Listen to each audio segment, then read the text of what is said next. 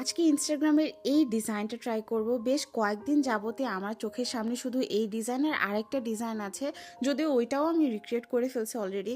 খালি ঘুরপাক খাইতেছিল, তখন থেকেই আমি একটু স্বাস্থ্যবান হাত খুঁজতেছিলাম, কারণ এই ডিজাইনগুলো না বেশি চিকনা চাকনা হাতে না ভালোভাবে ফুটায় তোলা যায় না, মানে তাদের হাতে স্পেস কম থাকে, যার কারণে মনে হয় অল্প ডিজাইন করতে যেয়ে হাতটার স্পেস শেষ হয়ে যায়। অবশ্য যারা ভালো আর্টিস্ট তারা দেখা যায় যে কোনো হাতে খুব সুন্দর করে ডিজাইনটা ফুটায় তুলতে পারে, কিন্তু আমি যখনই এক্সপেরিমেন্টাল কোনো কিছু নতুন ট্রাই করতে যাই, মানে আমার প্যাটার্নের বাইরে, তখন আমার ম্যাক্সিমাম টাইমেই খারাপ হয়ে যায়, যার কারণে আমি আগে থেকে একটু গুলুমুলু হাত খুঁজতেছিলাম। তবে যাই হোক, অবশেষে আমার একটা ভাগ্নের হাতে আমি পাই, যদিও তার হাতের উপরে সাম্বা মিনো একদম যুদ্ধ চালাইছে, দেখতেই পাচ্ছেন প্রচুর কাটাছেঁড়ার দাগ অলরেডি রয়েছে।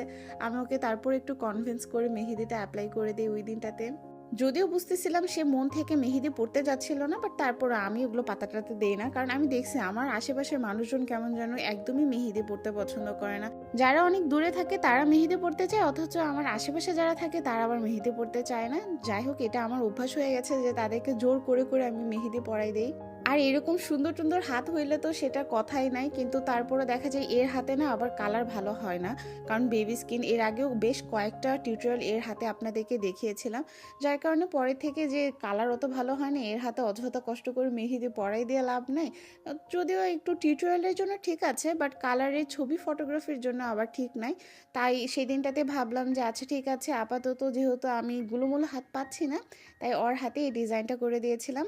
এই মোমেন্ট পর্যন্ত তো আমার কাছে ডিজাইন ভালোই লাগছিল, কিন্তু মাঝখানের এই যে লম্বা একটা ডিজাইন করছে, মনে হইতেছিল এই ডিজাইনটা অত বেশি ভালো লাগছিল না।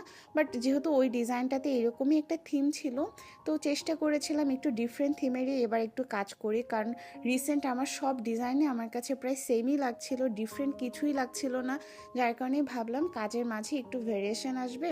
যদিও আরেকটা ডিজাইন ওর হাতে করে দিয়েছিলাম এক্সপেরিমেন্টাল হিসাবে, ওই ডিজাইনটা তেমন একটা ভালো হয় নাই, তো এইবার একটু ভাবতেছিলাম কেমন না কেমন হয়, বাট এবার এটা দেখলাম যে না, ওই ডিজাইনের থেকে অ্যাটলিস্ট ভালো হয়েছে।